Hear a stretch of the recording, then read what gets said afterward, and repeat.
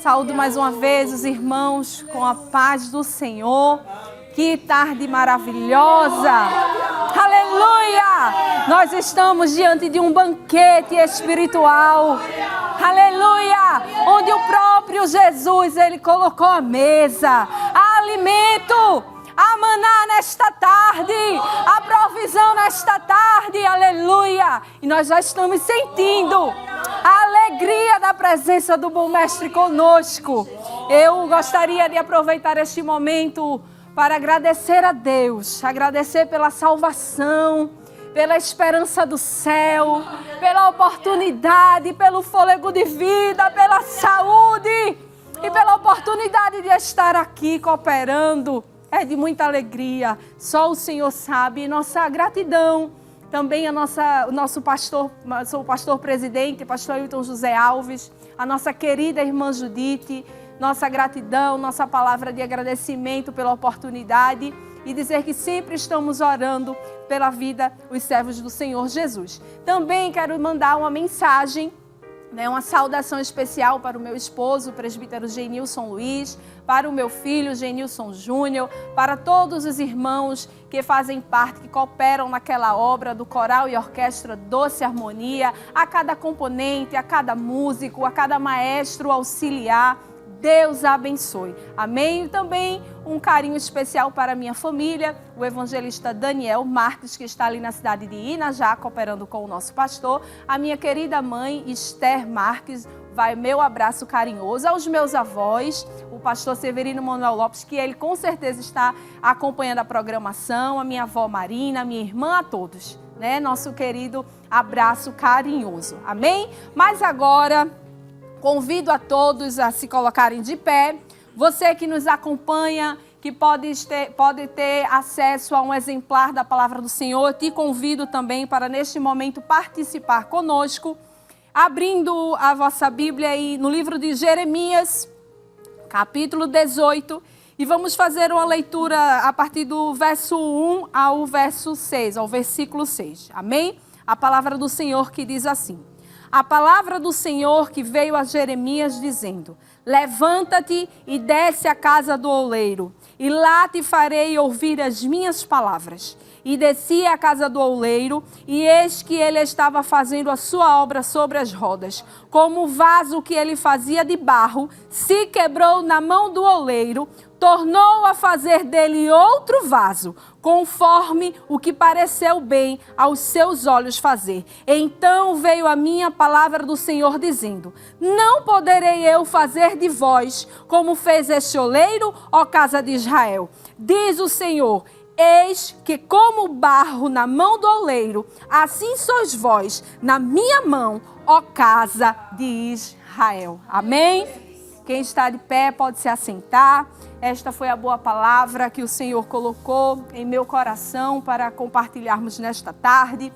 E fala sobre o profeta Jeremias. Nós vimos aqui um momento em que o próprio Deus se revela ao profeta Jeremias e convida a Jeremias para uma visão. Ele convida para que Jeremias vá ver como era o trabalho daquele oleiro.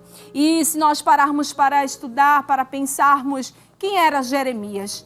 Jeremias, ele era um profeta que foi chamado por Deus ainda muito jovem. A palavra do Senhor, nos primeiros capítulos do livro de Jeremias, vai citar ele, vai descrever ele como ainda uma criança.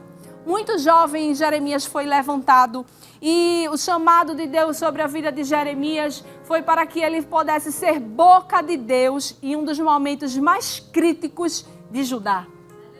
No meio de tanta idolatria, onde o povo estava mergulhado no pecado, mergulhado na idolatria, Deus ele levanta Jeremias como escolhido de Deus para ser boca de Deus para aquela nação, para aquele lugar. E o que me chama a atenção é que foi por um processo, foi por um tempo. Se nós vamos ler, nos atentar para o que diz a palavra do Senhor, Jeremias ele levou a palavra do Senhor, ele entregou a palavra de arrependimento para aquele povo, mas por um tempo considerável, porque a palavra vai nos dizer que foi por reinos.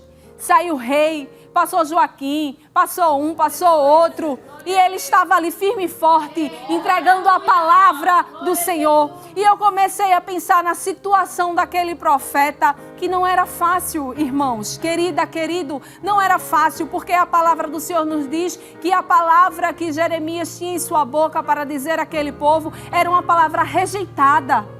O povo, ele não queria ouvir a verdade. O povo não queria ser confrontado. O povo queria permanecer no erro. O povo queria permanecer no pecado, na vida de pecado, e não queria ser corrigido.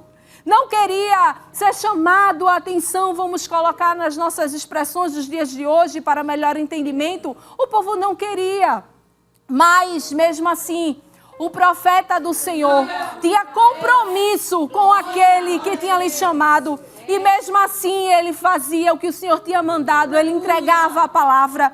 E eu comecei a observar no capítulo 13, 14, se não me falha a memória, no capítulo 14, nós podemos ver que Jeremias, ele vai interceder o povo. Ele vai interceder pelo povo. E é como se nós pudéssemos imaginar que de um lado estava Deus, com a ira acesa contra aquele povo que estava mergulhado no pecado, na idolatria.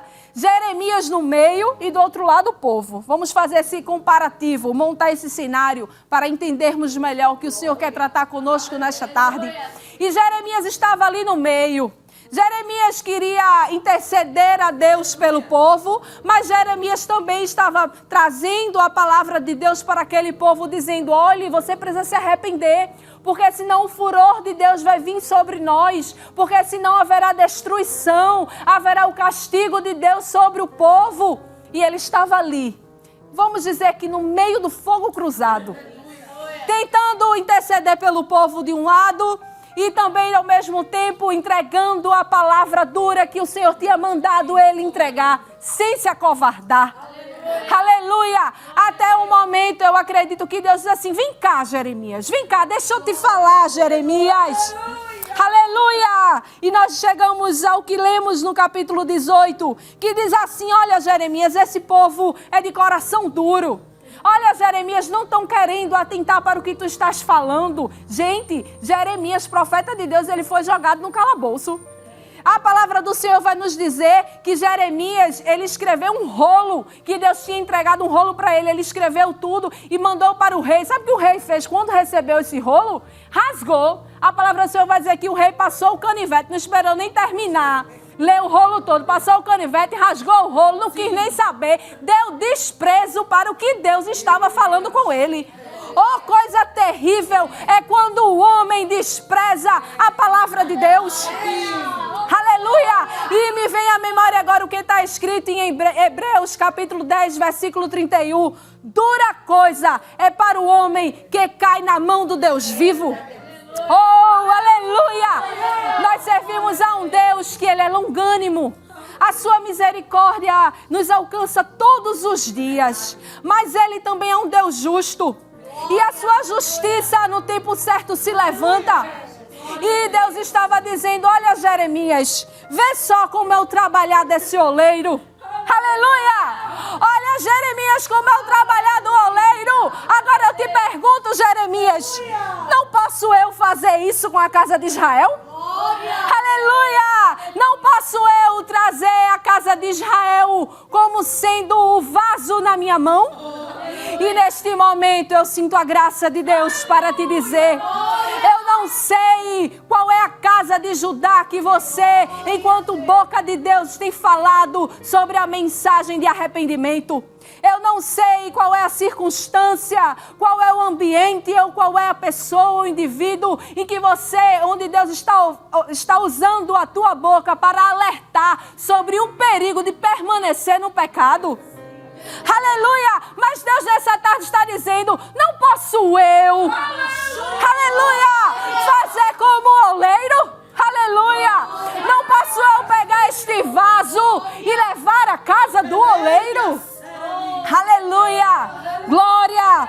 E o que me chama a atenção, irmãos, querido, querida, é porque quando Jeremias se põe a observar o trabalhar do oleiro, nós vemos que tem uns estágios. O estágio que o oleiro pega o vaso, o oleiro quebra o vaso, mas o oleiro refaz o vaso.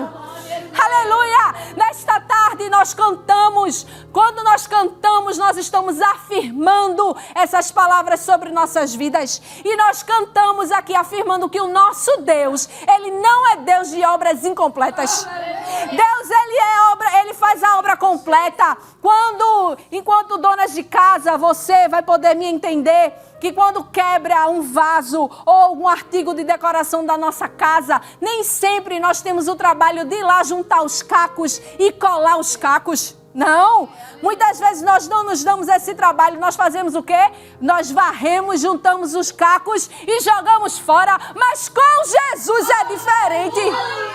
Aleluia! Com o oleiro é diferente. O oleiro não quebra vaso para descartar e jogar fora, lançar fora, porque não tem mais valor. Não, o oleiro justo, fiel, que pagou o preço por nós. Não, este oleiro que eu estou falando aqui nesta tarde é aquele oleiro que vai lá juntar os cacos.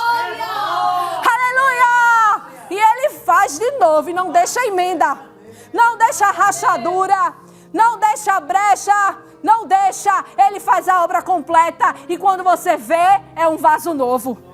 Mas se fôssemos dar um título para esta singela mensagem nesta tarde, eu coloquei em meu coração que seria: quando o vaso passa pela mão do oleiro. Você crê?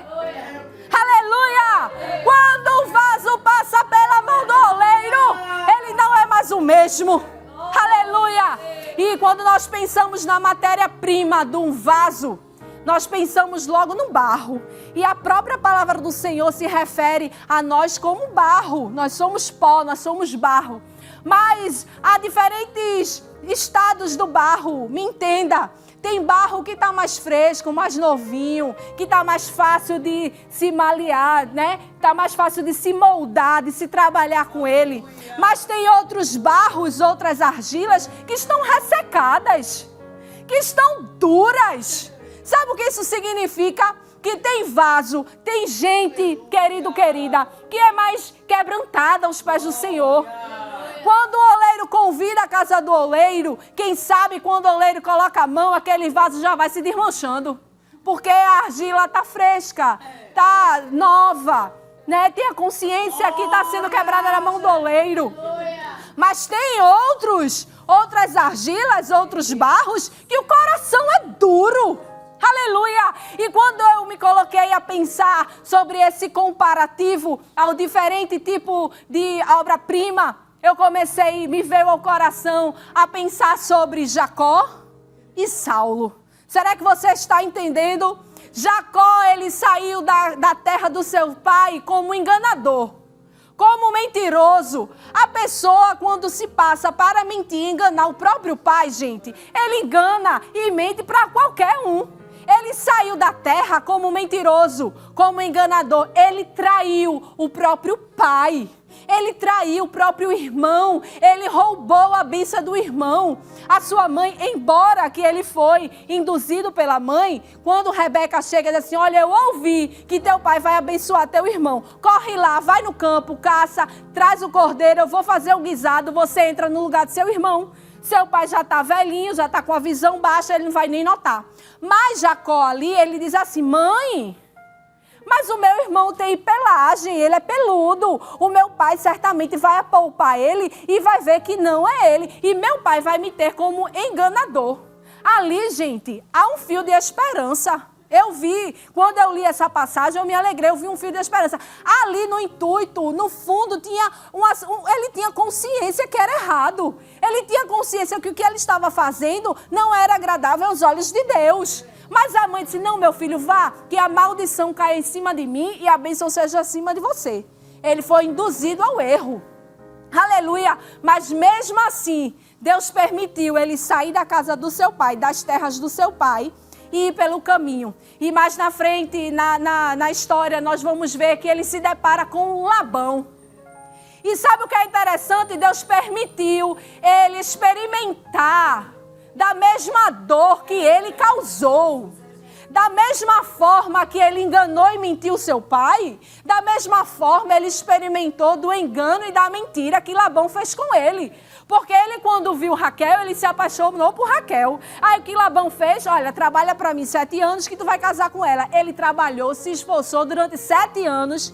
Olhe, a recompensa do pecado chega. A consequência do pecado, do erro, chega. E sabe o que aconteceu depois dos 7 anos trabalhados? Depois de passados 7 anos, quando ele foi casar, Labão enganou ele. Labão botou Leia, a filha mais velha, e tirou Raquel de cena. E disse, se agora tu quiseres casar com Raquel, trabalha para mim mais 7 anos. Ele foi enganado, ele foi traído 2 vezes. 2 vezes. Será que você está entendendo? Os processos que Deus vai conduzindo é a casa do oleiro. Quem sabe que quando ele estava passando esse processo com Labão, estava na casa de Labão servindo, cuidando das ovelhas de Labão, esse era o processo que Deus colocou na vida dele para quebrá-lo. Aleluia! Mas Deus é misericordioso. Deus, ele vai lá, junta o oleiro, vai lá, junta os cacos e refaz o vaso. O que foi que Deus fez? Jacó, fugindo da casa de Labão, chega até o Val de Jaboque. Val de Jaboque, o lugar do encontro. Aleluia! E quando chega no lugar do encontro, quem era Jacó? Saiu Israel. Aleluia! Porque quando o vaso passa pela mão do oleiro, ele não sai da mesma forma. Quando o vaso passa pela mão do oleiro, não tem como. Ele sai Jacó, ele sai Israel, ele sai transformado. Aleluia! E eu digo mais, ele não sai só transformado, ele sai com uma marca. Porque a palavra do Senhor vai dizer que naquela luta com o anjo fere a perna de Jacó, deixa uma marca. Eu não sei, nesta tarde, quem é que vai voltar para a tua vida? Quem é que vai voltar para a tua casa? Alguém que saiu da tua terra, alguém que saiu da tua casa com mentira, com traição, com engano, que te provocou dor, que te provocou cicatriz. Mas eu quero, pela autoridade do Espírito Santo nesta tarde, te dizer, te prepara, porque no Val de Jaboque já houve um encontro. Aleluia! E olha, deixa eu te dizer, quem era Jacó vai ter que voltar. Se prepare, porque vai voltar para a tua casa. Aleluia! E eu digo essa palavra com muito temor, porque eu sei que em mim não há palavra alguma, a não ser a palavra do Senhor sendo manifestada nesta tarde, ao meu e ao teu coração. E quando ele voltar, eu quero te dizer, pela autoridade do Espírito Santo de Deus, ele não vai voltar como Jacó. Ele vai voltar como Israel. Aleluia! Transformado, porque passou pela casa do oleiro. Porque passou pela mão do oleiro. Aleluia! Eu sinto graça da parte de Deus para te dizer que vai voltar. E vai voltar com uma marca. Eu não sei que marca é essa, se é uma marca física, se é uma marca espiritual, se é uma marca emocional, só sei que vai voltar. Não importa como vai chegar, só importa que vai chegar, porque quem o Deus que te prometeu, ele é fiel e a sua palavra não volta vazia. E você pode estar me perguntando, mas e o de coração duro? E o de coração duro? Nós chegamos à história de Paulo. Paulo passou pela casa do oleiro. Ele de perseguidor passou a ser perseguido. E sabe onde foi o encontro de Deus na vida de Paulo, de Saulo? Saulo para depois se passar para Paulo. Sabe onde foi o encontro? Foi no caminho de Damasco. Abra sua Bíblia no livros de Atos. Já vamos correr para o encerramento. Mas livros de Atos, capítulo 9, você vai poder acompanhar essa história de transformação. Porque o Senhor, ele é o mesmo. Ele transforma, Ele salva, Ele liberta, Ele faz um novo homem, Ele alcança com misericórdia, com graça para dar uma vida nova, assim como deu uma vida nova a Saulo, que veio ser Paulo. Aleluia! E eu me alegro no Senhor, porque diz que quando nós começamos a leitura no capítulo 9, nós vemos que, de princípio, Saulo estava arquitetando o mal contra o povo de Deus. Ele estava aspirando ameaças contra os discípulos do Senhor. E diz que ele pediu cartas para Damasco, para as sinagogas, a fim de que se encontrasse algum daqueles, queria que aqueles homens ou mulheres foram presos. Ele estava indo para Damasco, planejando pegar os discípulos, prender os discípulos, ou prender todos os homens ou mulheres que participassem da verdade de Deus, que aceitassem a verdade de Deus. Mas deixa eu te dizer, a palavra do Senhor diz que o plano é do coração do homem, mas a confirmação vem de Deus. Os planos do coração do homem podem até ser para mal, para te fazer mal, para te prender, para te acusar, para denegrir a tua vida. Mas no caminho, aleluia, no caminho o vaso passa pela mão do oleiro. Aleluia! E não bastou, e não teve muita coisa não, viu? Só bastou subitamente. Aquele homem foi cercado pelo esplendor de Deus. E quem é que aguenta ficar diante do esplendor de Deus? Aleluia! Quem é que aguenta ainda ficar diante da voz poderosa de Jesus? E naquele momento, aquele homem cai. A palavra do Senhor vai dizer no verso 4, diz que caindo em terra, ouviu uma voz. Só basta a voz. Só basta a voz de Deus bradar nesta tarde, na minha e na tua vida. Aleluia, para o milagre acontecer. Aleluia. E diz assim: Saulo, Saulo, por que me persegues? E aí aquele homem disse: quem és, Senhor? Veja, Saulo ainda não conhecia quem era Deus. Ele não tinha ciência ainda de quem era Jesus, mas Jesus sabia quem era Saulo. Aleluia! Mas Jesus sabia muito bem qual era a índole de Saulo. Aleluia! Mas Jesus sabia muito bem qual era o plano de Saulo. Mas deixa eu te dizer, Jesus chegou primeiro e desfez a armadilha do inimigo. Aleluia! Diga amém nesta tarde, receba essa palavra. Jesus nesta tarde está te dizendo: eu cheguei primeiro e desfiz a armadilha do inimigo. Aleluia, para te dar vitória. Aleluia. E nós vimos que ali o Senhor também feriu Saulo. Porque quem passa pela casa do oleiro não fica da mesma forma. Irmã Dani, foi ferido, porque a palavra do Senhor diz que ele passou 3 dias cego. Então Jesus deixou uma marca, dizendo assim: olha, eu vou te mostrar um pouquinho da minha glória. Eu vou te mostrar um pouquinho de quem sou eu. Aleluia, Deus tem suas formas de quebrar o vaso. Querido, querida, não queira ensinar a Deus. Vaso não transforma vaso. Quem transforma vaso é oleiro. Aleluia. E aquele homem ficou alguns dias ali, o Senhor deu a instrução. E quando mais na frente nós vamos ver que Deus ele vai falar com Ananias. Vai dizer: Ananias, vai lá, que tem um homem chamado Saulo na rua direita. Vai lá ter com ele. E sabe o que eu acho interessante? Porque Ananias, ele temeu. O que nós podemos entender do texto é que Ananias disse assim: Senhor, verso 13, acompanhe por favor. E respondeu Ananias dizendo: Senhor, de muitos ouvi acerca deste homem. Quantos males tem feito aos teus santos de Jerusalém? Deixa eu te dizer, quando Jesus passar o vaso pela casa do oleiro, não queira questionar se Deus transformou. Não transformou o vaso, não. Querida, querido, quando Deus faz, está feito. Se passou pela casa do oleiro e o oleiro transformou, é um vaso novo. Aleluia! Porque Ele tem poder para fazer isso. Deixa eu te dizer, um dia eu e você também já passamos pela casa do oleiro. Sabe por quê? Porque nós não tínhamos direito. Nós éramos considerados gentios. Senhor, Jesus, ele veio para a sua casa, para a casa de Israel. E nós, como gentios, fomos alcançados, fomos incluídos nesse plano da salvação. Então, de uma certa forma, no sentido figurado da história, da linguagem, nós também passamos pela casa do oleiro. Nós fomos moldados, nós fomos trabalhados, passamos pela transformação do Espírito Santo.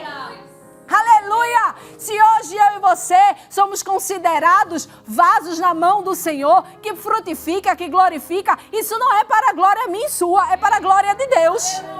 Glória a Deus é para dizer que Deus faz, que Ele é, que há poder em suas mãos, que Ele é o oleiro supremo e Ele faz como quer, quando quer e usa o barro que quer, seja um barro mais maleável ou um barro de coração duro, mas quando Ele faz, está feito.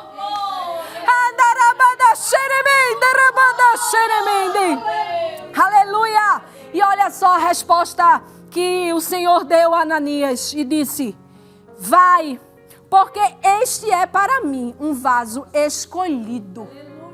Jesus sabia de tudo o que Saulo já tinha feito. Vamos colocar na nossa linguagem nordestina o que Saulo já tinha aprontado.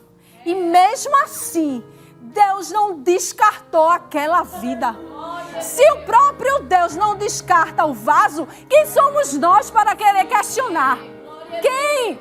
Cuidado para não estar se colocando na posição de Ananias, dizendo: Senhor, tu vai mesmo transformar aquele vaso?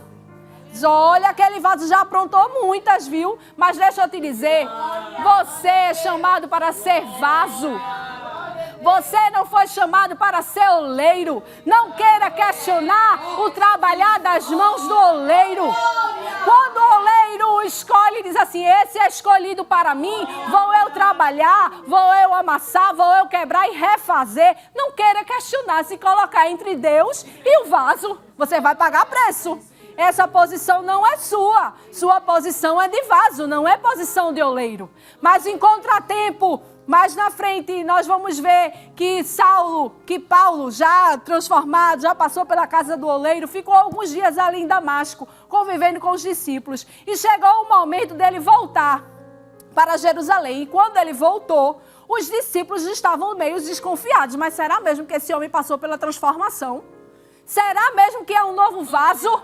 Aí sabe o que acontece? Eu acho lindo, porque Jesus sempre prepara reforço. Entra Barnabé na história. E o verso 27, eu vou caminhando por causa do tempo. No verso 27 diz assim: então Barnabé tomou consigo e trouxe aos apóstolos e lhes contou como no caminho ele vira o Senhor. Sabe o que é isso? Sabe o que eu entendi nisso? É dizendo assim, Deus preparou Barnabé para dizer assim: vem Paulo, vem comigo. Pode ninguém acreditar que tu passasse pela transformação. Pode ninguém acreditar que tu passasse pela casa do oleiro, mas eu estou contigo. Eu acredito porque eu sei que isso é coisa de Deus. Porque eu sei que Deus tem poder para transformar o homem da vida, a vida com abundância, a esperança da vida eterna. É só Deus. Querido, só Deus faz isso. A esperança da vida eterna, a esperança do céu, a alegria da salvação, só tem quando o vaso passa pela casa do oleiro. Quando você vê um crente que fica com medo, aterrorizado por falar da volta de Cristo, da esperança da vida eterna, é que esse vaso está precisando passar pela casa do oleiro. É isso, é crente, mas não é convertido. Entende? Mas quando o vaso passa pela casa do oleiro, que é quebrado, que é moldado, que passa pelo fogo, que passa pela provação do oleiro, esse vaso tem alegria. E diz: eu tenho esperança no céu. Esse mundo é passageiro. Eu não tenho apego dessa terra, porque eu sei que o que me espera na glória é maior. Aleluia! Se alegre nesta tarde, porque o Senhor está confirmando ao teu coração, dizendo: o vaso é meu, o vaso é escolhido por mim, o vaso passou pela casa do oleiro, o vaso foi quebrado, o vaso foi refeito e é vaso precioso para mim. Aleluia! Nessa tarde fica a reflexão para nós. Quem vamos escolher ser? Você quer ser Ananias, que por algum momento duvidou da transformação do vaso? Ou você quer ser Barnabé, aquele que apoia, dizendo assim: estamos juntos. Eu testifico do que Deus fez na tua vida.